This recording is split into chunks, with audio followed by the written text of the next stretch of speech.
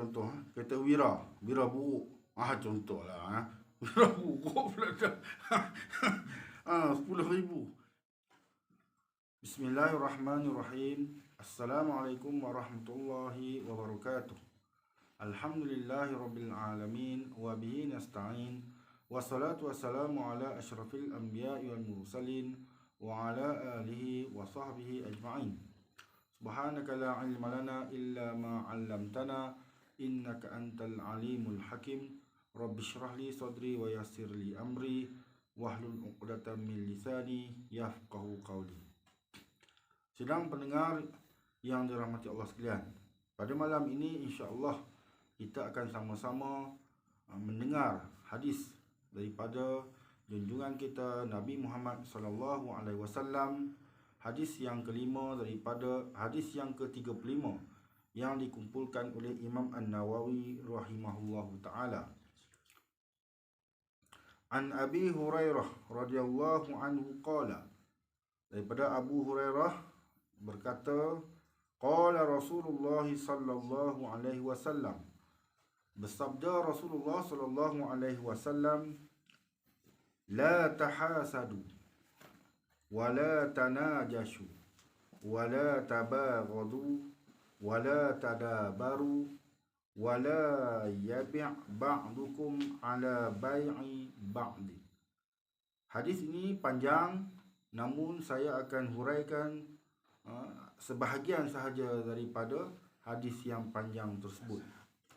Sidang pendengar yang dirahmati Allah sekalian, Rasulullah sallallahu alaihi wasallam telah berpesan, memberi satu pesanan kepada kita bagaimana kita hendak hidup dalam bermasyarakat. Innamal mu'minuna ikhwah, sesungguhnya orang mukmin itu adalah bersaudara. Yang pertama Nabi pesan kepada kita, wa la tahasadu. Apa? Iaitu jangan berhasad. Jangan berhasad, dengki. Hasad, zawalun ni'mah, ataupun maksudnya ialah kita hendak nikmat yang ada pada orang lain itu hilang. Itu maksud hasad.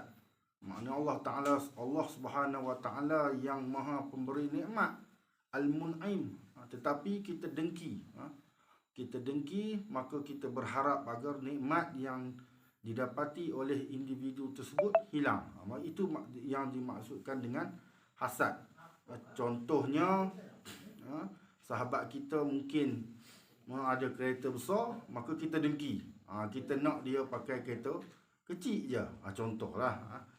Kemudian banyak diterangkan, antaranya di dalam ayat Al-Quran, Allah Ta'ala telah mencaci orang Yahudi. Wadda kathirun min ahlil kitab law yaruddunakum min ba'di imanikum kuffaran hasadan min 'indi anfusihim. Ini salah satu ayat bagaimana Allah Subhanahu wa taala mencaci orang Yahudi kerana mereka berdengki dengan orang mukmin. Mereka dengki kerana orang mukmin ini telah beriman. Dan antara lain Nabi sallallahu alaihi wasallam berpesan kepada kita, iyyakum wal hasad. Kita hati-hatilah dengan hasad, dengki ini. Kenapa? Fa innal hasad ya'kulul hasanat kama ta'kulun nar al-hatab. Iaitu hasad ini akan memakan pahala kebajikan yang kita buat. Seperti mana api yang membakar kayu. Jadi maksudnya amal kebajikan yang kita buat akan terbakar, terhapus ataupun terdilit. Boleh juga kita guna perkataan terdilit. Sidang pendengar yang dirahmati Allah sekalian, yang kedua, wala tanajashu, iaitu jangan menipu. Ini satu lagi pesan Nabi kepada kita.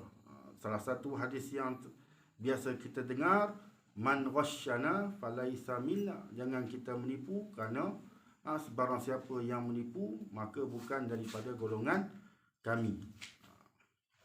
Kita hendaklah menjadi orang yang benar. Kita di akhirat nanti kita nak bersama dengan orang-orang yang benar, ma'as-siddiqin. Wala tabaghadu, jangan kamu benci-membenci. Kita dilarang daripada benci membenci antara satu sama lain. Sesama mukmin kita sangat dilarang. Kerana apa? Mukmin ini mesti berkasih sayang. Innamal mu'minuna ikhwah, bersaudara. Maka kita dilarang benci antara satu sama lain. Kenapa? Kerana ini adalah daripada syaitan. Syaitan yang mengajak kita untuk membenci. Innama yuridu syaitan an yuqi'a bainakumul adawah wal baghdha. Sesungguhnya syaitan itu menghendaki antara kamu itu permusuhan dan juga benci antara satu sama lain. Sidang pendengar yang dirahmati Allah sekalian, seterusnya wala tadabaru, jangan kamu memutuskan silaturahim, ataupun kita tak bertegur saba antara orang mukmin. Jangan kita ini kalau kita bergaduh dengan orang sekalipun, kita tidak boleh tak bertegur lebih daripada 3 hari. Nabi sallallahu alaihi wasallam ada menyebut la yahillu li muslim, tidak halal bagi seorang muslim itu an yahjura akhahu fawqa thalath.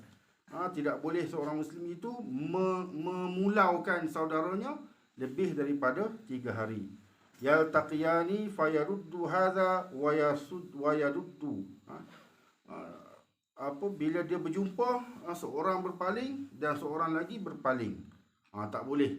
Bila kita tidak bertegur siapa, mungkin salah kita, mungkin mulut kita celupah, mungkin salah dia, mungkin mulut dia kurang ajar, kan? Tapi bila dia berjumpa, seorang berpaling dan seorang lagi berpaling. Nabi sebut wa khairuhuma allazi yabda'u bis salam. Yang terbaik antara keduanya ialah yang mula-mula memberi salam. Maknanya kalau kita bergaduh dengan sahabat kita, kita cepat-cepatlah bagi salam, maka selesailah mungkin persengketaan yang berlaku antara kita. Seterusnya, tuan-tuan yang dirahmati Allah sekalian,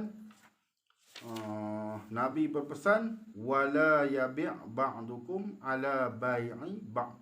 Jangan kita menggagu-gugat ataupun berjual beli antara satu ke atas jual beli orang lain. Maknanya kita jangan kacau jual beli orang lain. Contoh begitulah. Maknanya kita ni mengganggu lah. Contohnya mungkin dari segi penjual, Nabi larang, haram hukumnya. Contohnya dari segi penjual, contohnya ada seorang penjual, dia menjual strawberry, contohnya RM10 sekilo, contoh. Kemudian sebelah dia tu ada orang nak beli dah, ada orang mau beli dah strawberry tersebut dengan harga RM10 sekilo. Kemudian dia pergi cakap dekat pembeli tu, jangan beli, saya jual RM9 sekilo. Maka dia telah melakukan satu perbuatan yang menyekat orang pembeli tersebut daripada membeli dengan penjual yang di sebelahnya. Ataupun dari segi pembeli, pembeli mungkin seorang, contohnya individu A, dia menjual kereta dengan harga contohnya RM10,000, dia jual kereta, kan. Kemudian dia tanya dekat penjual tu, berapa jual kereta? Kereta apa? Contoh kereta Wira buruk. Contohlah. Wira buruk pula dah. RM10,000. Kemudian datang dia kata jangan beli, jangan jual. Maknanya RM10,000 tu murah sangat kamu jual. Jual dekat saya. Saya sanggup beli dengan harga RM11,000 contohnya. Maka dia telah menyekat jualan penjual beli antara akad yang telah dilakukan oleh penjual dan pembeli sebelum itu, maka hukumnya adalah haram. Jadi tuan-tuan, inilah antara pesan Nabi kepada kita. Yang pertama, kita dilarang berhasad dengki. Yang kedua, kita dilarang menipu. Yang ketiga, kita dilarang benci membenci. Yang keempat, memutuskan silaturahim. Dan yang kelima, mengganggu-gugat jual beli orang lain. Semoga kita mendapat manfaat daripada hadis yang disampaikan ini, dan kita dapat sampaikan kepada orang lain, dan kita dapat amalkan dalam kehidupan kita seharian. Yang baik datang daripada Allah, yang lemah itu daripada kelemahan diri saya sendiri. Wabillahi taufiq wal hidayah. Assalamualaikum warahmatullahi wabarakatuh.